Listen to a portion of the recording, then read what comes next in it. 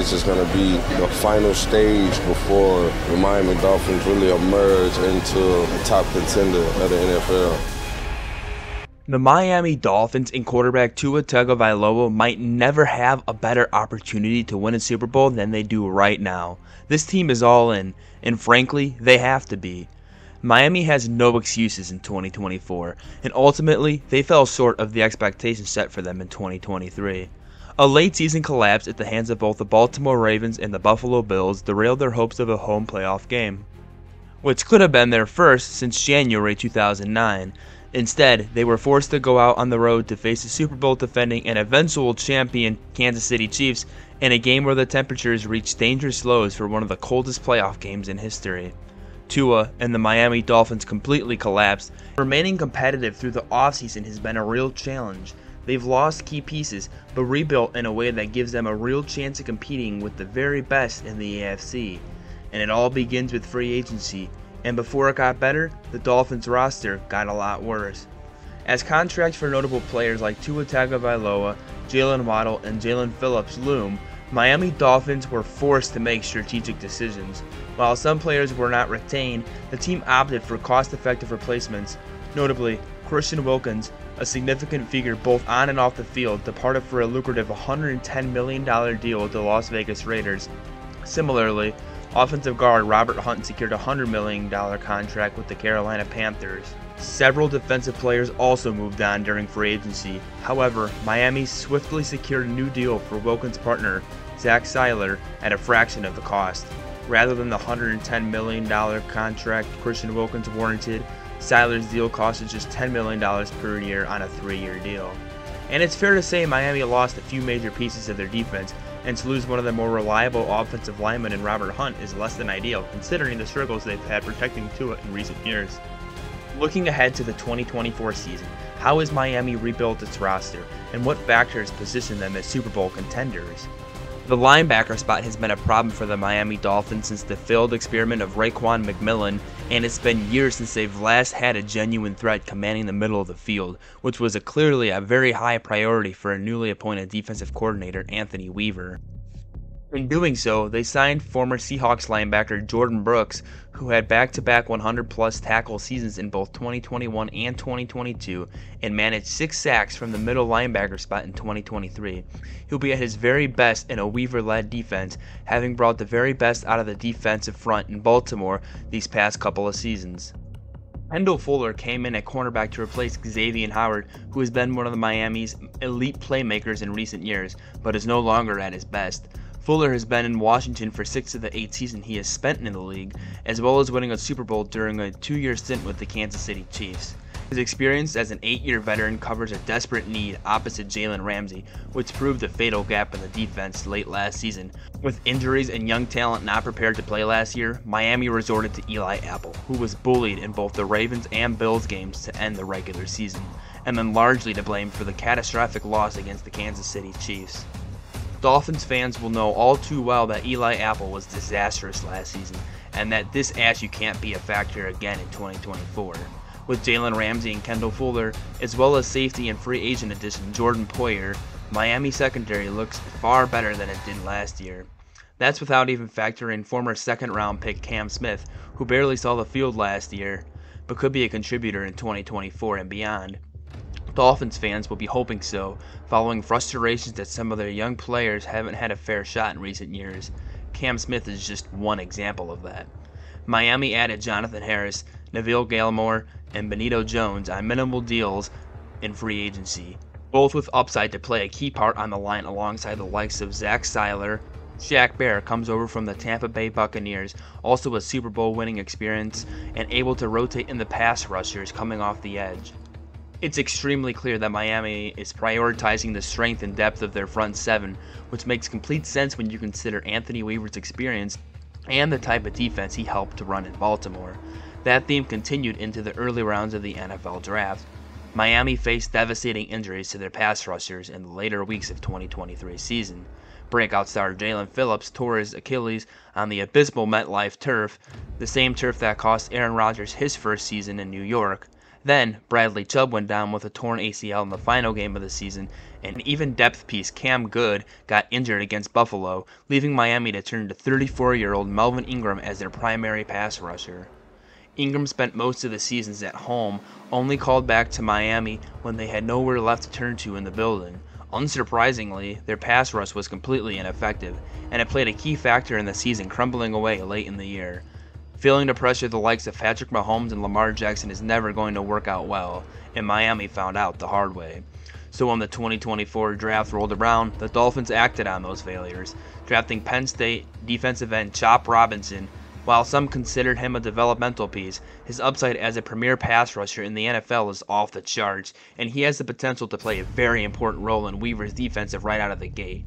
Most importantly, Chop wanted to be in Miami. He was hopeful the Dolphins would draft him, and in doing so they got themselves a very hungry and committed pass rusher who adds great depth to the unit. Bradley Chubb won't be back in time for the season, and Jalen Phillips has a way to go to get back to 100% too. Robinson will feature early, and he'll need to perform. Having picked up a piece who helps the defense right away, Miami flipped the focus to the offensive side. With several offensive tackles won off the board in round 1, Mammoth tackle Patrick Paul was considered one of the most slept on at the position, and Miami made him a Dolphin in the draft's second round. At almost 6 feet 8 inches tall and 315 pounds, Patrick Paul's size is immediately noticeable, and if he can fine-tune his ability, he may become a very important part of the Miami Dolphins offense long-term. Teron Armstead's long-term future hangs in the balance, fighting through injuries over the past couple of years as a veteran protector for Tua. He was on the verge of retiring this offseason, but chose to return to Miami for at least one more year. After adding 2 future pillars on the franchise in the drafts in the first 2 rounds, things actually got even more exciting in the 4th round. Miami sent a 2025 third-round pick to the Philadelphia Eagles to trade up and draft Jalen Wright out of Tennessee in the 2024 4th round. Why? Because the damage they were able to do in the run game in 2023 was a major part of their scheme, and with Raheem Mostert in his 30s and having a history of injuries, the Dolphins clearly wanted to ensure their potential as a dangerous team running the football was unaffected. Devon Achane's performance in 2023 was astounding. They found a track star turned running back in the 3rd round, and he went out and showed just how good he was in his rookie year. Despite facing injuries, he showcased his talent with 11 total touchdowns in his rookie year, notably excelling against the Ravens in Week 17. However, concerns about Achane's size and susceptibility to injuries led Miami to pursue Jalen Wright. With a larger and sturdier frame, demonstrated impressive prowess in Tennessee, recording a 1,000-yard season with an astounding 7.4 yards per carry, Miami secured him in the 2024 draft, recognizing his value and potential contribution to the team. Miami now has 3 elite speed running backs going into the 2024 campaign, as well as the unrivaled speed they have at wide receiver in Tyreek Hill and Jalen Waddle. Then, to somehow get the value they did at wide receiver in the late rounds of the draft was quite remarkable.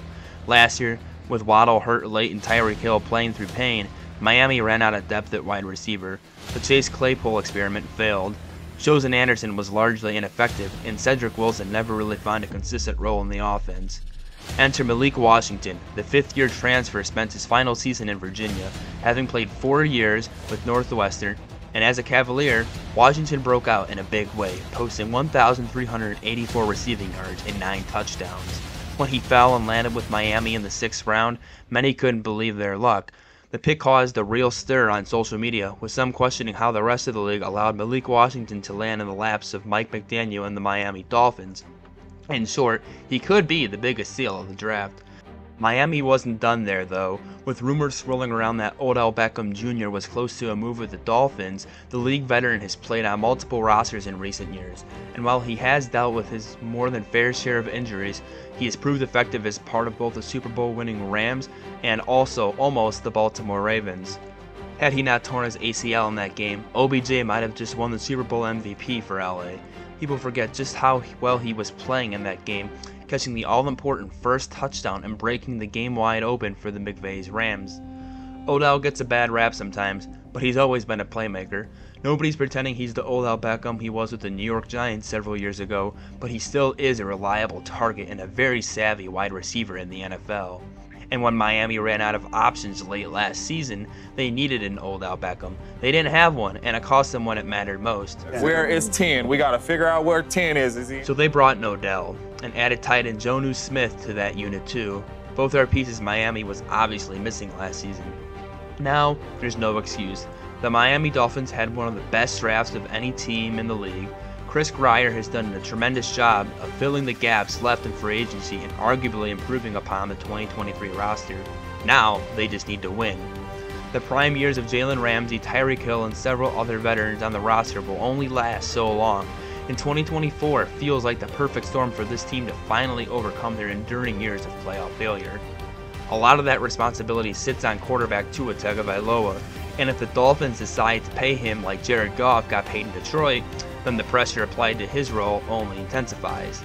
Tua has his critics, and sometimes those critics are right. He performed poorly when it mattered last year, throwing into trouble against both Baltimore and Buffalo, and while the conditions were ugly against the Chiefs, he didn't propel the offense there either.